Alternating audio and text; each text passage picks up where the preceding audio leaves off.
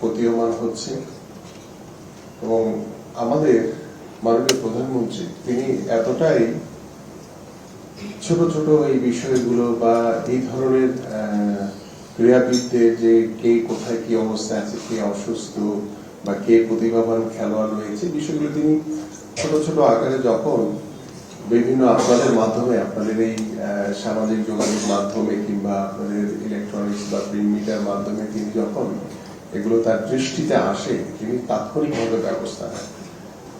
আপনারা জেনে খুশি হবেন যে হৃদয়ের এই বিষয়টি মাননীয় প্রধানমন্ত্রী যখন চীন সফরে ছিলেন তখন তিনি এই ভিডিও ক্লিপটি পাঠিয়েছিলেন, যেটি প্রথম আলোতে আমরা দেখেছি।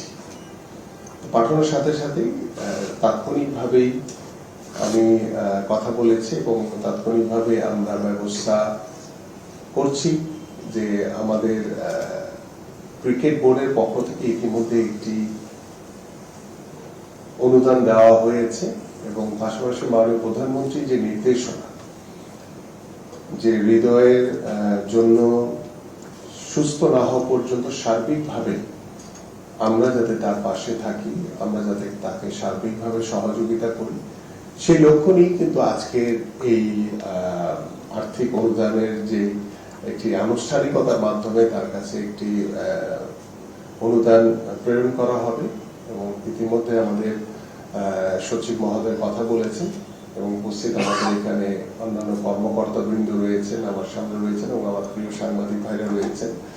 আর আমার বাসা যেহেতু পল্লবীতে, তো রাস্তার যানজট পাড়িয়ে আসতে আসলে আমার জন্য একটু ডিফিকাল্টিস হয়ে যায়, যার কারণে অনেক সময় একটু দেরি হয়ে যায়, নির্ধারিত সময় আসলে অনেক সময় পৌঁছাতে পারে, এই জন্য দুঃখ প্রকাশ করছি।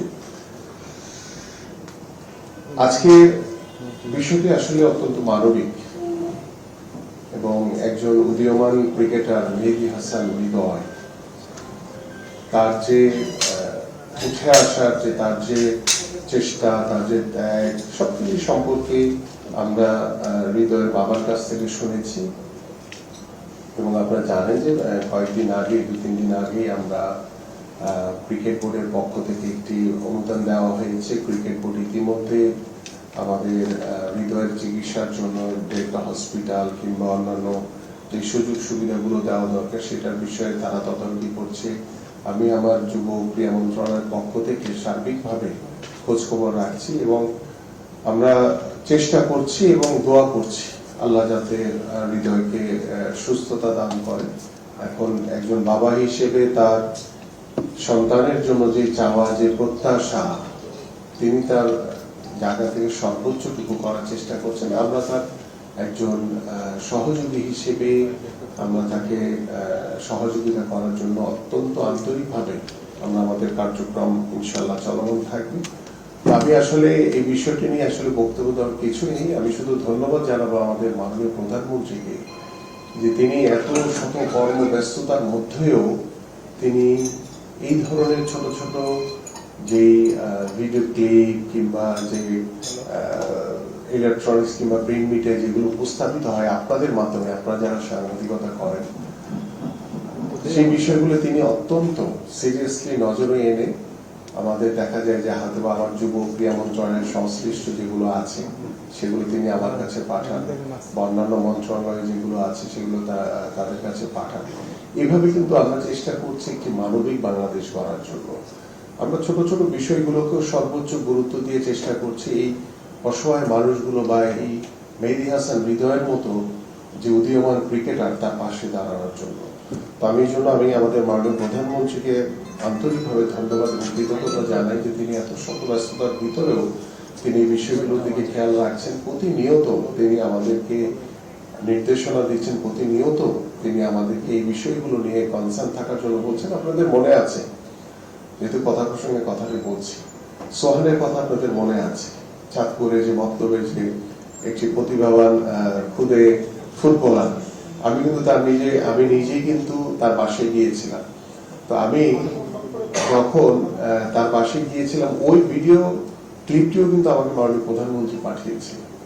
তিনি তখন লন্ডনে ছিলেন, তো তখন তিনি পাঠিয়েছেন। তখন থেকে কিন্তু এই সোহানের দিকে আমরা সার্বক্ষণিকভাবে খোঁজ খবর রাখছি, প্রতি মাসেই সোহানের খেলাধুলা বা পড়াশোনার জন্য একটি অনুদান আমাদের মাননীয় প্রধানমন্ত্রীর পক্ষ থেকে প্রতিনিয়ত, সেই প্রায় 2 বছর আগের কথা বলছি আমি, অলমোস্ট তখন থেকে এটা যাচ্ছে।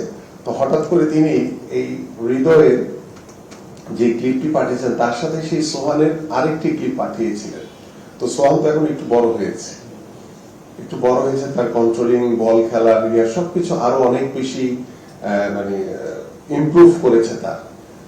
তো তিনি যখন আমাকে পাঠালেন তখন আমি আবার তাৎক্ষণিকভাবে তাকে বললাম যে অলরেডি আপনার নির্দেশনায় আপনার পক্ষ থেকে আমরা প্রতি মাসে সোহানের খেলাধুলা এবং তার পড়াশোনার জন্য একটি আর্থিক অনুদান প্রতি মাসে তার বাবার হাতে তুলে দেওয়া হয়। তো তিনি বলেন আচ্ছা আচ্ছা ঠিক আছে।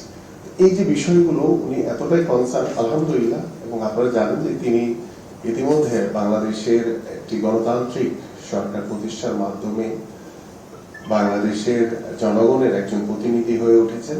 আমরা, আল্লাহ তাকে দীর্ঘায়ু দান করুক, আল্লাহ তাকে সুস্থ রাখুক, এই দোয়া করি। এবং আমার প্রিয় সাংবাদিক ভাইরা যারা আজকে আপনারা উপস্থিত হয়েছেন, আপনাদেরকেও আন্তরিকভাবে ধন্যবাদ এবং কৃতজ্ঞতা জানাই এই কারণে যে বিশ্ব ফুটবলে মানে যেভাবে জ্বরে সবাই কাঁপছে, এত কর্মব্যস্ততা মধ্যরাতে আপনারা নিউজ কভার করেও সকালবেলা আজকে আপনারা এখানে উপস্থিত হয়েছেন, এই জন্য আপনাদেরকে আন্তরিকভাবে ধন্যবাদ এবং কৃতজ্ঞতা জানাই। সো আমি শুধু হৃদয়ের বাবার কাছে শুধু এটুকু বলবো যে আমাদের মাননীয় প্রধানমন্ত্রী আপনার পাশে রয়েছে, আমরা আছি, দেশবাসী রয়েছে। আল্লাহ যাতে আমাদের হৃদয়কে দ্রুত সুস্থতা দান করে এই দোয়া করি ইনশাআল্লাহ।